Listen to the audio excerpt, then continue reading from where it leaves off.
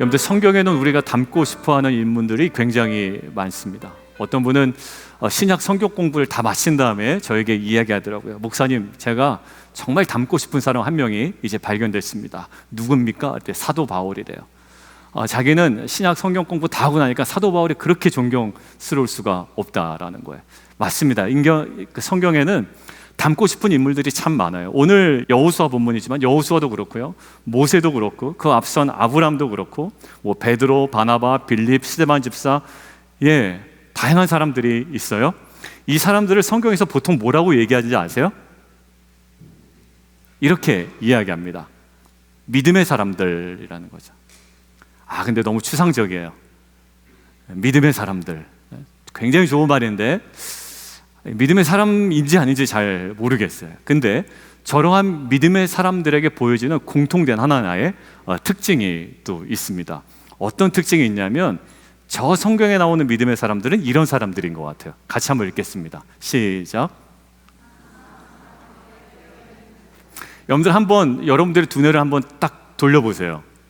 사명과 상관없는데 하늘의 복을 받았던 성경의 인물들이 있는지, 성경에 전혀 사명과는 상관없이 살았는데 하나님께서 복 주셨더라, 이런 스토리가 혹시 있는지.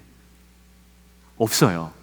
그러니까 성경에 나오는 믿음의 사람들은 거의 대부분이 사명 앞에 깨어 있는 자들입니다. 그러니까 교회가요, 어떤 메시지가 선포되어야 되냐면, 여러분들 하나님께서 모든 인간들을 사랑하십니다, 여러분들에게 복 주실 겁니다, 이런 메시지는 좀 위험해요. 왜냐하면 사명도 없고요, 죄사함도 없고 회개도 없어요. 거기는 뭐만 있죠? 복만 있습니다. 복만. 자, 믿음의 사람들은 어떤 사람들이라고요? 항상 사명 앞에 깨어있는 자들이에요. 자, 한 주간 동안 평일 새벽 예배에 정말 월요일날 제가 깜짝 놀랐어요. 평소보다 많은 분들이 참여하셨습니다. 수명이 넘게, 평일인데도 불구하고 참여하셨습니다. 어제 토요일에는요, 어린이 부서 유스 자녀들, 그 중에서 지금 오늘 예배를 드리고 계신 분인데 자녀 4명을 데리고 또 오신 분 계세요. 그래서 제가 또 함께 기도하고 이랬습니다. 그러니까 참 좋더라고요. 공동체가 이렇게 모여서 기도한다는 게 단순히 분위기 탄다는 것이 아니라 참 좋다, 이런 마음이 들었습니다. 자, 그래서 제가 먼저 자리 뜨지 않은 자녀들 중심으로 제가 기도할 때, 아마 여러분들 제 기도를 들으신 부모님들은 알겠지만 제가 좀 빠지지 않고 기도하는 것이 있습니다. 여러분들의 자녀를 위해서 기도할 때 목회자로서 어떤 기도를 할까요? 제가 더 예뻐지게 해주세요. 물론 예뻐져야 됩니다. 그리고 건강해야 돼요. 근데 제가 우리 자녀들, 특별히 우리 교회 자녀들 새벽에 오면 기도할 때 빼먹지 않는 기도가 사명을 위한 기도예요. 여러분들이 생각해 보세요. 여러분들의 자녀들이 사명을 평생 찾지 못하고 살아간다, 그러다 죽는다, 얼마나 안타까워요. 근데 어느 모양이 되었든지 간에 그들이 분명한 하나님 앞에 사명을 발견하고 거기에 매진하고 또 믿음으로 걸어갈 수 있다면 괜찮잖아요? 멋지지 않아요? 그래서 제가 사명을 놓고 기도합니다. 그리고 현업에 계신 장년 성도님들, 그리고 은퇴하신 성도님들도 동일해요. 제가 우리 권사님, 장로님들 기도할 때요, 은퇴를 앞두고 계신 분들이나 은퇴하신 분들에게도 사명을 놓고 계속 기도합니다. 여러분들, 예전에 목회자들 사이에 또 우리 성도님들 사이에 이런 얘기가 있었어요. 은퇴한 다음에 아무 일도 하지 않으면 사람이 어떻게 되더라? 빨리 늙는데요. 일할 땐 몰랐는데 일을 딱 그만두고 집에 있다 보면 빨리 늙는다라는 거예요. 근데 보통 그래서 요즘에 어떤 일이든지 새롭게 하기를 원합니다. 지난번 우리 텐트지기 모일 때도 이제 리타이어 앞두고 있습니다, 이런저런 얘기를 하다가 새로 타이어를 갈아 끼고 새롭게 출발하는 거다. 맞아요. 여러분들, 새롭게 출발하면 또 계속 건강, 젊음을 계속 유지하더라고요. 마찬가지입니다. 주께 받은 사명, 사역, 지난주 우리가 나눈 것처럼 인생의 정체기를 깨는 중요한 요소가 되죠. 지난주에 우리가 인생의 정체 구간을 깨는 2가지 요소가 뭐랬나요? 하나는 기도였고요, 또 하나는 주 예수께 받은 사명이었습니다. 사명 받으면요, 정체 구간을 훌쩍 뛰어넘을 수 있어요. 자, 그런데 문제는 이제 사명과 연관되어서 이제 이번 주로 넘어온 거예요. 이 사명은 쉽게 돌파되지는 않더라고요. 장애물이 두 가지가 있어요. 저로 대입을 해보면 이 사명 앞에 장애물이 두 가지가 있는데, 첫 번째는 뭐냐면 사명이 무엇인지를 모르는 겁니다. 그러니까 우리가 사명대로 살아야 돼라는 건 알지만, 구체적으로 나의 직장에서 아니면 비즈니스에서 내가 만나는 사람들과의 관계 속에 어떤 사명을 가지고 살아야 되는지를 정확하게 모르는 거예요.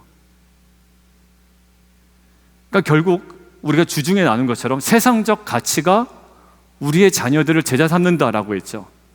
요시야의 아들들임에도 불구하고 하나같이 무엇을 따라갑니까? 세상적 가치를 따라가 악을 행했대잖아요.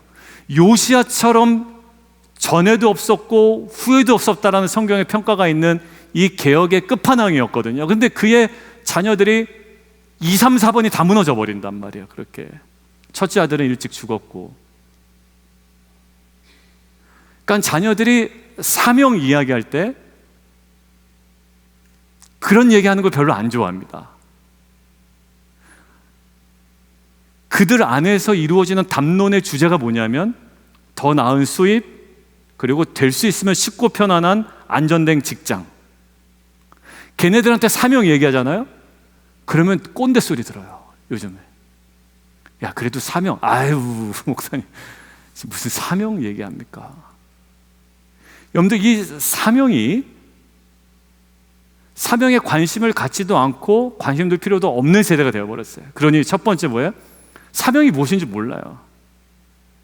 조금 나은 수입이 있고 좀 쉽고 조금 더 편안하고 안정된 거면 괜찮은 거예요. 자, 두 번째 장벽이 뭐냐면 사명이 무엇인지 알았다고 쳐요. 그런데 그 사명을 향해 가는 길이 평탄하지만은 않다라는 거예요. 자, 오늘 여호수아 본문 어떤 본문입니까? 사명의 땅으로 가야 하는 이스라엘 백성이 가로막고 있는 장벽을 하나 만납니다. 뭘까요? 범람하는 요단강이죠. 지금 이 시기는 15절에 뭐라고 나와 있냐면 곡식을 거두는 시기래요. 그래서 요단강이 뭐한다? 범람한다, 넘친다라는 거예요.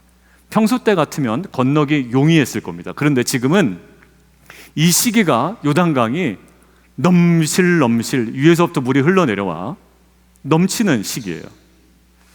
자, 그러면 이 범람하는 요단강 앞에, 이 장벽 앞에 사명의 길을 걸어가야 되는 이스라엘 백성을 이끌어 가신 하나님의 은혜는 무엇이었는지 오늘 본문을 통해 좀 두 가지로 나누기를 원합니다. 첫 번째 함께 볼까요? 자, 우리 함께 읽도록 하겠습니다. 시작.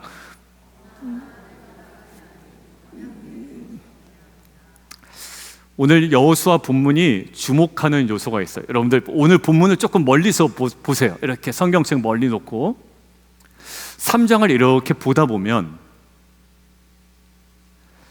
오늘 본문이 조금 이렇게 우리한테 알려주고 싶어서 은근히 강조하는 부분이 있어요. 그게 뭐냐면 지금은 요단강을 건너기에 적합한 시기다, 아니다. 요거를 꼭 얘기해주고 싶었던 거예요, 우리한테.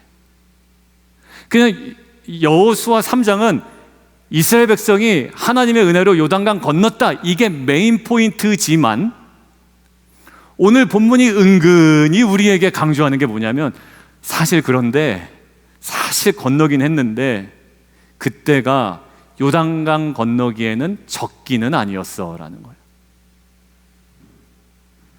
자, 그럼 우리가 알고 있어야 되죠. 지금 요단강 건너기에 어떤 상황이다? 적기는 아니다. 자, 그렇기 때문에 1장 11절에 있었던 이 지침에서 우리가 주목해야 되는 것이 하나 있습니다. 한번 보실까요? 어떤 지침이 내려졌는지 같이 한번 읽습니다. 시작. 양식을 준비하라. 사흘 안에 너희가 이 요단을 건너 너희의 하나님 여호와께서 너희에게 주사 차지하게 하시는 땅을 차지하기 위하여 들어갈 것입니다 하라. 여러분들, 저는 제일 먼저 놓치지 말아야 될 지침이 뭐라고 생각하냐면 양식을 준비하라입니다. 이거 준비해야 되는 거예요. 요단강을 건너서 그 약속의 땅에 들어가는 백성들이 놓치지 말아야 될 지침. 야야, 그렇게 광고까지 했는데 너 양식 왜 준비 안 했어? 혼납니다. 양식 준비 안 하면. 까먹지 말아야 돼요. 자, 그리고 여러분들 같으면 저 메시지 중에 어느 게 여러분들에게 좀 눈에 확 들어오세요?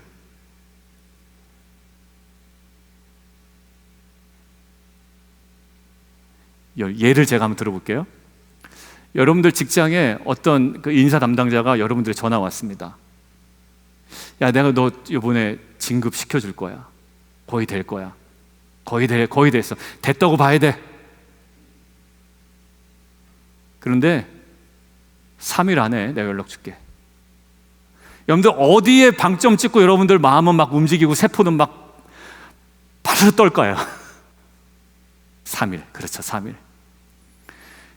자, 지금 당연히 이스라엘 백성들은 하나님께서 그 땅을 차지하게 할 거라는 믿음은 있었어요. 그런데 지금 급한 건 뭐냐면 지금 그럴 만한 시기가 아니야. 들어갈 시기가 아니라고요. 넘실대는 범람하는 요단강 앞에 서 있다고요. 그런데 뭐래요? 3일 안에 요단을 건너게 할 거야. 자, 여러분들 너무 성경을 그냥 보지 마시고요. 일반적으로 한번 보시죠. 그러면 지금 범람하는 요단강 앞에 백성들이 서 있습니다. 근데 하나님의 말씀은 3일 안에 너희가 요단강을 건널 거래요. 그럼 3일 안에 여러분들이 기대하는 모습은 어떤 모습이에요?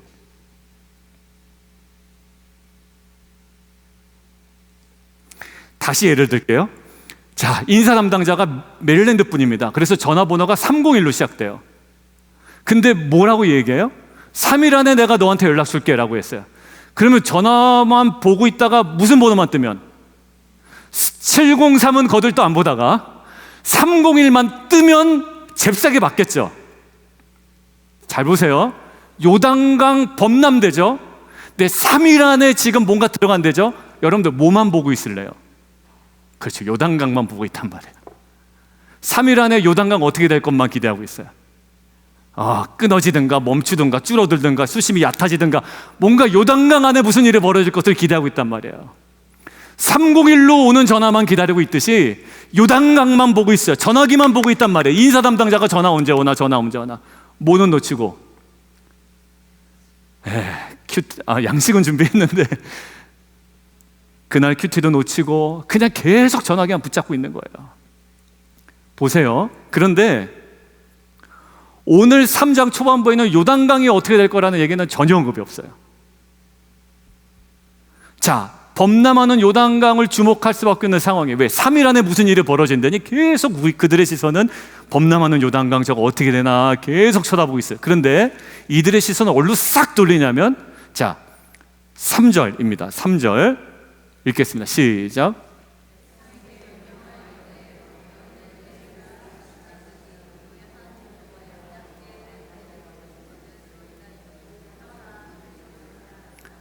이스라엘 백성들의 시선을 어디서 어디로 옮기고 있습니까? 범람하는 요단강에 고정되어 있고 저거 어떻게 되나 얕아지나 좁아지나 거기에 고정됐던 시선은 어디로 돌리고 있죠? 언약궤로 고정시키고 있습니다. 언약궤는 뭘 상징해요? 만나가 있고 아론의 쌍난 지팡이가 있고 하나님께서 직접 쓰신 말씀이 적힌 돌판이 있습니다.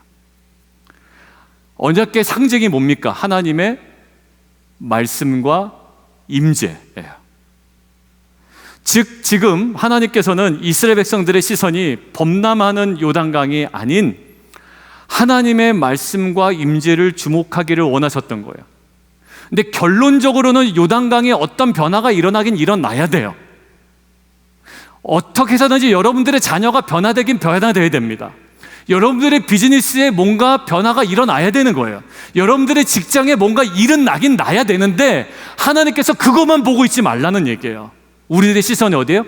언약궤를 주목하라라는 거예요. 그 일은 하나님께서 하실 테니 그것만 바라보고 시간 가는 줄 모르고 있지 말고 언약궤를 바라보고 언약궤가 누군가에 메어지고 움직이거든 언약궤만을 따라가라는 거예요. 지금 물은 계속 넘실될 겁니다. 끝까지.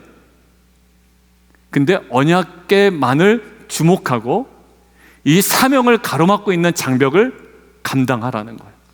문제 한번 빠지게 되면요 계속 마무리됩니다. 여러분들, 저는 아이들 이제 대학 가고 또 대학원 발표하고 이럴 때 어디를 제일 많이 봤을 것 같아요?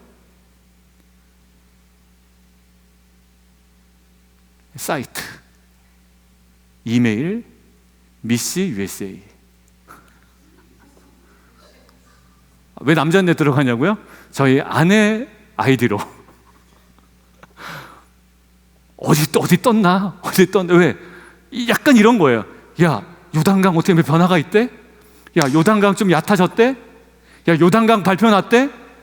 야, 요단강 어떻게 뭐 좀 갈만하대? 자꾸 이제 이거에 마음이 쏠리면 여러분들 마음이 편하지가 않아요. 영주권 발표 앞두고 계실 때, 여러분들 저 영주권 발표 앞두고 있을 때 계속 뭐만 보나요? 그 사이트가 또 하나 있습니다. 계속 텍사스에 제 서류가 들어가 있었거든요.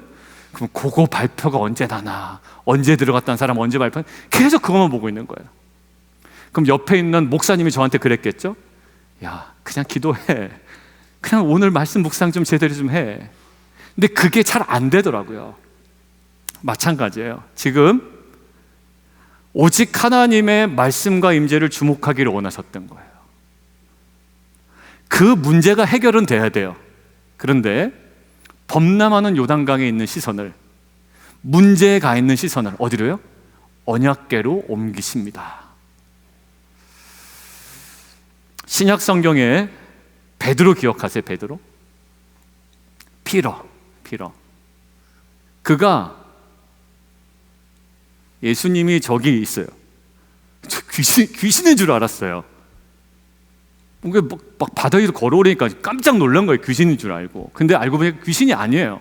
예수님 뭐라 하시면, 야, 나다. 두려워하지 말아라. 근데 예수님과 베드로 사이에는 장벽이 있습니다. 근데 베드로가 너무 가고 싶은 거예요. 자, 이때 베드로가 그 장벽을 좁힐 수 있었던 결정적인 이유가 마태복음 14장 이렇게 나와 있습니다. 무엇으로 좁혔을까? 한번 보실래요? 자, 시작.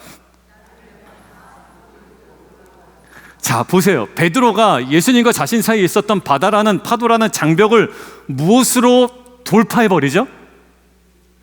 예수님의 말씀으로 돌파합니다.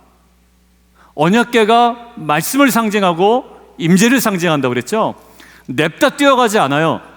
예수님, 나로 명하사 무리로 오라고 하시면 그 말씀 때문에 내가 요 장벽 건너가죠. 분명한 원인을 어디다 둬요? 말씀에 둡니다. 정말 그런데 그렇게 되었을까? 한번 보실까요? 시작. 오라 하시니 베드로가 배에 내려 걸어서 예수께로 가되. 예, 정말 물 위로 오라라는 말씀을 주목합니다. 그리고 어떻게 하죠? 걸어갑니다.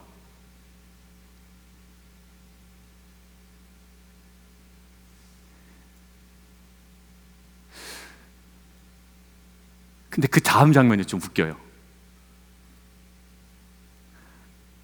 그 말씀을 딱 붙잡고 걸어가던 베드로가 갑자기 풍덩 빠집니다.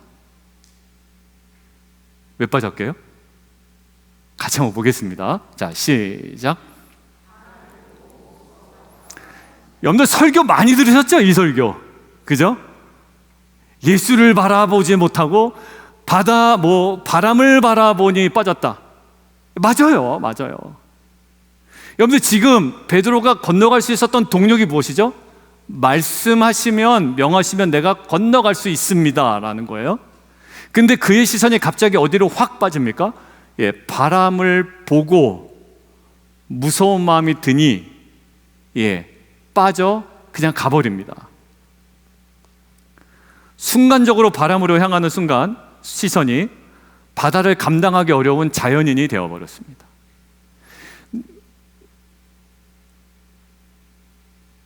넘실대는, 무엇인가 막 넘쳐나는 요단강 바라보면 사실 답이 안 나옵니다. 여러분들 문제를 가만히 묵상하면 답이 나오는 경우도 있지만 답이 안 나와요. 근데 그때 기도의 자리에 나와 주님, 너무 가슴이 답답합니다. 제가 여러분들 기도를 너무 여러분들 입에 익은 대로 하지 마시라고 그랬죠. 특별히 새벽에 나오서는 나라라라라 막 은혜가 입에서 방언으로 하신 건 상관없지만 여러분들 늘 하던 표현, 늘 하던 멘트로 하지 마시고 그 자리에서의 솔직한 심경을 얘기하시라고 그랬잖아요. 하나님, 저 너무 답답합니다. 그리고 사실 이게 해결될 기미도 보이지 않습니다. 근데 하나님께서 갑자기 뿅 하고 해결시켜 주는 건 아니에요. 단계 저랑 대화를 하십니다. 참 인격적이신 분이시죠. 여러분들 계속 저희로 하여금 문제에 줬던 시선을 기도를 통해서 하나님께서 무엇인가를 보게 하신다고요. 약속의 말씀도 생각나게 하시고 그 자녀를 향해서 하나님께 주셨던 마음도 생각나. 하나님, 정말 답이 안 나오는데요. 아니, 내가 걔한테 줬던 말이 있잖아, 말씀이 있잖아. 너 믿음으로 아멘 하면서 받았던 그거 기억 안 나냐? 맞아요. 그러면서 시선을 다시 한번 주님께서 붙들어 가십니다. 여러분들, 베드로의 무슨 차이죠? 무엇을 주목했느냐의 차이예요. 우리는 자연인이에요. 깜짝 놀라요. 일부 때 갑자기 생각나서 이야기한 게 있는데, 제가 화장실을 갔다가 나올 때 늘 당하는 상황이 있습니다. 매번 그런 건 아닌데, 저희 막내가, 여러분들 막내 두신 분들 아시죠? 막내들은 항상 장난을 잘 쳐요. 저희 막내도요, 제가 화장실 갔다 오면 맨날 당하면서도 갑자기 화장실 갔다가 나올 때 뭐 하냐면 하고 놀려켜요. 근데 그거를 제가 까먹고 있다가 또 놀라요. 그럼 또 막내는 제 놀라는 모습에 막 좋다고 웃어요. 그리고 엄마한테 가서 자랑을 해요. 여러분들, 제가 왜 거기서 자꾸 당하냐면, 화장실은 아주 지극히 개인적인 공간이에요. 거기서 신문 보신 분도 계시죠? 게임하신 분도 계시죠? 네? 가끔 이렇게 뭐 SNS도 하신 분 계시잖아요. 혼자 보낼 수 있는 장소예요. 아주 릴렉스하게. 전도 화장실에서 일도 보고 릴렉스하다가 딱 나왔는데 갑자기 와 해버리면 놀랄 수밖에 없어요. 여러분들, 제가 예민하게 얘가 나온다 이러고 있으면 제가 안 놀라겠죠. 얘는 또 나올 거야, 불현듯 나올 거야 이러고 있으면 제가 그냥 놀라 해주는 척이지 놀라진 않아요. 여러분들, 마찬가지예요. 우리가 범람하는 요단강 보고 안 놀랄 사람 없어요. 걱정 안 할 사람 없다고요. 이 시기가 아니라는 건 너무나도 자명해요. 이거 건널 시기 아니야. 이거 너무나도 자명해요. 근데 하나님은 아주 신실하시게 우리를 시선을 어디다 옮겨 놓으세요? 언약궤를 보라는 거예요. 언약궤 본다고 요단강이 멈춥니까? 그러진 않아요. 근데 일단 언약궤 보고 메고 가거든 일단 따라가라는 거예요. 한 걸음 한 걸음 걸어가기를 원하시는 거예요. 저와 여러분도 마찬가지입니다. 주어진 사명의 길, 뭐 66이나 495처럼 평탄하고 넓지 않아요. 우리가 복음서에서 가야 되는 길을 가만히 보면 넓은 길보단 좁은 길이래요. 그런데 하나님께서 우리에게 말씀하시는 거예요. 좁은 길 가다가 포기하지 마라는 거예요. 이러는 거죠. 야, 너 요단강 건너가야 되잖아. 그리고 거기에 약속의 땅이잖아. 그런데 범람하는 요단강 때문에 포기하지 마. 그리고 돌아가지 마. 회피하지 마. 그리고 무너지지 마. 라는 거예요. 주님의 말씀과 임재로 범람하는 요단강을 돌파하기를 원하시는 거예요. 브렉드로 돌파하기를 원하세요. 주님의 임재와 말씀을 주목하는 이 정말 귀한 순종으로 나아가는 저와 여러분 되기를 주님의 이름으로 축원합니다. 그리고 언약궤를 주목하며 언약궤만을 따라가 범람하는 요단강을 돌파했던 이 여호수아 3장의 은혜가 저와 여러분의 삶 속에 역사하기를 주님의 이름으로 축원합니다. 자, 근데 여러분들 대신해서 제가 좀 딴지를 걸어볼게요. 저는 항상 이럴 때마다 좀 마음에 약간의 불편함은 있었어요. 왜냐하면 첫 번째 질문, 그냥 건너가게 하면 안 되나? 그죠? 여러분, 굳이 뭐 범람하는 시기가 아닐 때 건너가게 하거나 아니면 범람할 시기라도, 자, 제가 한번 얘기하는 거 저를 뭐라고 욕하지 마세요. 왜냐하면 저도 나름대로 다 이유가 있습니다. 모세 때 홍해 가르실 때 갈라놓고 걸어가시라고 했습니까? 아니면 일단 물로 뛰어들라고 하셨습니까? 모세를 통해서 갈라놓고 걸어가게 하셨어요? 아니면 백성들 보고 그냥 물에 뛰어내리라고 하셨어요? 갈라놓고 가라고 하셨잖아요. 그러니까 갈라놓고 가라고 하시면 되잖아요. 범람하는 시기에 오케이. 그러면 갈라놓고 가라고 하시면 얼마나 편안해. 안심되고요. 근데 우리의 시선을 범람하는 요단강에 두지 말라고만 얘기하시고 언약궤만 바라보게 하시고 물은 계속 넘쳐나고 있는데 이게 무슨 우리에게 은혜가 되냐고요. 은혜가. 그리고 또 여러분들 대신해서 하나 더 투정을 부리자면, 남들은 쉽게 신앙생활 하는 것 같은데 왜 나만 이렇게 막 요단강 건너야 되고 물은 넘쳐야 되고 왜 나만 왜 이러냐고요. 왜? 좀 속이 좀 시원해지는 느낌. 남들은 그냥 쑥쑥 합격하던데 왜 우리는 웨이팅 걸렸다가 합격해야 되고 뭐 어렵게 됐다가 해야 되고 왜 이렇게 어렵냐고요. 왜? 그럴 때 우리는 생각하는 게 있습니다. 우리 애나 우리는 실력이 없어서 그런가 보다. 이렇게밖에 피의식이 안 생겨요. 그렇게만. 근데 오늘 본문을 보니까 아니더라고요.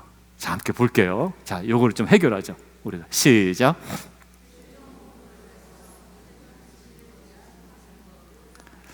여러분들에게 질문 하나 던질게요. 대답하기 어려운 질문 아니고 꼬아서 내는 질문 아니에요. 지금 이스라엘 백성들에게는 요단강 건너는 것이 최종 목표입니까? 아니죠. 이거를 최종 목표라고 생각할 사람 아무도 없어요. 요단강 건너면 만사 끝이 아닙니다. 요단강 건너서 진짜가 기다리고 있거든요. 이거 묵상 잘 하십시오. 은혜가 됩니다. 여러분들, 요단강 건너는 게 그들의 최종 목표가 아니에요. 뒤에 더 큰 놈이 기다리고 있다. 더 큰 놈이. 자, 요 상황으로 다음 본문 보세요. 자, 여러분들 다시. 지금 요단강 건너는 게 최종 목표가 아닌 거 알았죠? 지금 대학 들어가는 게 최종 목표 아닌 거 알았죠? 대학을 어렵게 들어갔냐 쉽게 들어갔냐 이게 중요한 거 아닌 거 알았죠? 근데 왜 우리 애는 어렵게 들어가냔 말이에요. 근데 그게 최종 목표가 아니라며 우리가 얘기했잖아요. 그럼 뒤에 더 큰 놈이 기다리고 있다며요. 자, 그거 상황 딱 알고 10절 읽어요. 자, 함께 읽겠습니다. 자, 시작.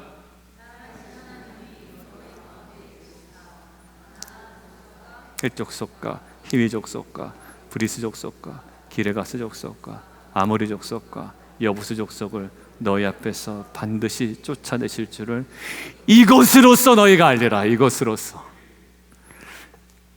범람하는 요단강이 있고 너희들은 그거 바라보면 답이 안 나오는데 언약궤를 따라 가다 보면 그것이 어느 순간에 언약궤를 맨 제사장의 발을 디딜 때 그때서야 순종할 때 딱 끊어지고 멈춰지고 길이 나서 걸어가는 이 사건, 이것으로서 너희가 뭘 안다? 너희가 가서 본 게임을 행할 때 이거 내가 행하는 거 아니구나. 요단강 내가 건넌 것이 아니듯 내가 요단강을 어렵게 건넜건 쉽게 건넜건 그게 중요한 게 아니라 내가 대학에 어렵게 들어갔건 쉽게 들어갔건 그게 중요한 것이 아니라 내가 사업을 어렵게 시작했건 쉽게 시작했건 중요한 것이 아니라 내가 미국 생활을 어렵게 시작했건 쉽게 시작했건 중요한 것이 아니라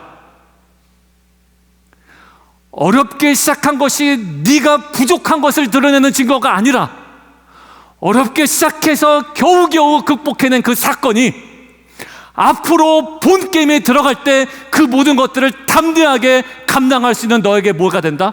은혜의 사건이 된다라는 거예요. 미시 USA 잠깐 이 얘기 하나 할게요. 아이비리그 6개 합격했고요. 지방 주립대학교 몇 개 합격했고요. 막 이런 재수가 좀 없는 사람들이 있더라고요. 막 이런 거. 여러분들 그렇게 도대체 뭘 했길래 쟤는 저렇게 다 들어가는 거야. 근데 우리는 막 웨이팅 걸리고 난리가 아닌단 말이죠. 그러니까 어렵게 웨이팅 풀리고 막 이랬단 말이에요. 그런데 그거 보고 있으면 뭘 느껴요? 출발부터 다르군, 이 마음이 든단 말이에요. 근데 그게 아니에요. 그 순간에 뭐를 고백하냐면, 물론 웨이팅 풀린 학교 안 가고 딴 데 갔습니다만, 여러분들 거기서 뭘 느끼냐면, 이게 하나님의 은혜구나. 그가 고백한 거, 그가 이렇게 하겠다라고 고백하고 하나님 앞에 다짐하고 이렇게 했으면 좋겠다라고 했던 것들 하나님 하나도 놓치지 않냐고 하나님께서 행하셨구나. 여러분들 기억나세요? 작년에 쓰임 받았으면 그게 은혜다. 여러분들 기억나세요? 저희 막내랑 얘기했던 거, 요구르트 먹다가 얘기했던 거. 그러면서 그때 나눴던 게 있어요. 있어야 되는 이유. 여러분들 거기서 하나님께서 결국 뭐 하시냐면, 그 모든 것들은 너의 무능력을 드러내는 증거가 아니라 뭐다? 그게 결국 하나님의 은혜였음을 알아. 이곳으로 이제 앞으로 들어가야 돼. 더 큰 문제 앞에 너희가 당당하고 담대하고 승리할 수 있는 뭐다? 은혜의 사건이야 라는 거예요. 여러분들 누구는 비즈니스 시작할 때 쉽게 시작하는 것 같잖아요. 근데 나는 막 돈 하나 긁어 모으는 것도 어렵고, 하나하나 그 퍼밋 받는 것도 어렵고, 어렵게 하는 경우가 있어요. 나의 무능력을 드러내는 증거가 아닙니다. 오히려 그 모든 것들을 범람하는 요단강을 건너가는 그 과정을 통해 하나님께서 나를 단련시키시고 그 다음 과정을 이제 분명하게 걸어갈 수 있도록 인도하신 하나님의 은혜적 사건이라는 거예요. 남들은 영주권 금방금방 나오던데 왜 이렇게 안 나오지? 아니에요. 그때도 하나님께서 여전히 베푸시는 은혜가 있어요. 저는 이런 생각이 들어요. 목사님들 보면 되게 설교 쉽게 한다 막 이런 생각이 들어요. 나는 설교 준비하려면 엄청 힘들어 죽겠는데 목사님들 보면 막 쉽게 하는 것 같아요. 근데 이제 저만의 착각이겠죠. 그분들도 엄청 고생을 하시겠죠. 근데 아니에요. 여러분들 돈은 쉽게 번 사람은 어떻게 써요? 돈 쉽게 씁니다. 그래서 막 어느 순간에 막 망가지기도 해요. 근데 어렵게 번 사람은 어떻게 됩니까? 계속 어렵게 벌지언정 쉽게 무너지진 않아요. 여러분들 범람하는 요단강을 어렵게 갈라놓지도 않으시고 우리 보고 괜히 언약게 따라가라는 이 모든 과정은 지금 당장의 유익은 없어요. 그러나 이것으로써, 한번 읽죠. 시작. 이것으로써 너희가 알리라 라는 거예요. 오늘 말씀 정리합니다. 5절에 있는 말씀을 우리가 좀 기억했으면 좋겠어요. 여호수아가 백성에게 이르되 너희는 자신을 성결하게 하라. 여호와께서 내일 너희 가운데 기이한 일들을 행하시리라. 여러분들 강 건너면 이 사람들 뭐 해야 되나요? 강 건너면 갑자기 튀어나오는 적군들과 싸워야 되는 상황도 있어요. 그러면 이들에게 무기를 준비하라 라는 말을 해야 될 수도 있어요. 그런데 몸가짐을 성결하게 하래요. 성결하게 하라. 거룩하게 하라. 레위기 11장에도 뭐라고 말씀하시냐면 백성들에게 다른 것 요구하지 않습니다. 좀 센스 좀 있어라, 이게 아니에요. 여러분들 센스 있게 죄 짓는 게 인간이더라고요. 여러분들 있는 센스 없는 센스 다 발휘해서 막 겉으로 막 이러는데 뒤에서 호박씨 까고, 여러분들 제가 고등학교 때 우리 역사 선생님이 제발 너네들 호박씨 까지 마라 이랬어요. 모르면 모른다고 좀 하고 알면 안다고 좀 얘기하라. 모르는데 아는 척하고 있으면 답이 안 나온다라는 거예요. 여러분들 뭐 얘기합니까? 센스 있는 거 원하지 않고요, 사람들이 나 좋아하는 거 원하지도 않아요. 내가 거룩하니 너희도 거룩할지라. 사람 앞에 보이는 이 존경은요, 결국 그 사람이 하나님 앞에 드리는 경외감이에요. 야, 저 사람 진짜 하나님을 경외하는구나. 그 사람의 권위가 거기서 나오는 것 같더라고요. 죄인된 인간이 하나님의 역사에 참여하기 위해서 하나님께서 걸어두신 조건이 하나 있어요. 거룩하라라는 거예요. 그럼 우리가 인간인데 죄도 안 짓고 거룩합니까? 아니요, 그런 거 다 아시고요, 우리를 하여금 하나님의 거룩의 신의 성품에 참여하는 우리의 마음을 원하시는 거죠. 완벽함을 원하시는 게 아니라. 근데 우리는 좀 삐딱선을 타고 싶어요. 죄인인데 우리가 완벽하게 거룩해질 수 있습니까? 못할 바엔 안 하겠습니다. 인간적으로 살겠습니다라고 얘기하는데 다 아시고 하시는 말씀이다라는 거예요. 내가 거룩하니 너희도 거룩하라. 디모데후서 2장에 이렇게 써 있어요. 그러므로 누구든지 이런 것에서 자기를 깨끗하게 하면 귀히 쓰는 그릇이 되어 거룩하고 주인의 쓰심에 합당하며 모든 선한 일에 준비함이 되리라. 각 그릇의 쓰임대로 쓰임 받지만 쓰임 받지 못하는 그릇이 있대요. 그게 더러운 그릇입니다. 성결함으로 말씀 앞에 나아갈 때 연약함이 여전히 있지만 그 음성을 우리로 하여금 분별하게 하세요. 그리고 따라가게 하세요. 그리고 순종하고픈 마음을 주십니다. 순종이 왜 중요하죠? 뭘 범람하는 요단강에 발을 담그냐, 이런 마음이 들 수도 있잖아요. 그런데 언약궤름의 제사장들이 딱 발을 디디니까 어떻게 됩니까? 위에서 내려오던 물이 빡 끊어집니다. 길이 납니다. 그리고 걸어갑니다. 여러분들, 오늘 마지막 설교 준비한 한 문장이에요. 함께 이거 나누고 기도하겠습니다. 여러분들, 성결함과 순종함으로. 여러분들, 말씀을 도구 삼아 쓸 수는 없어요. 이 말씀 내가 요때 쓰고 이때 내가 이걸 취하고 막 말씀의 검이라고 그러지 않았냐? 아니에요. 그런 게 아니에요. 성결함과 순종함으로 말씀과 임재의 은혜를 저희가 누렸으면 좋겠고요. 그래서 요단강의 이 범람하는 장벽을 돌파하여 이것으로써 너희가 알리라, 그 궁극적인 사명을 이루어 나가는 저 여러분 되시기를 주님의 이름으로 축원합니다.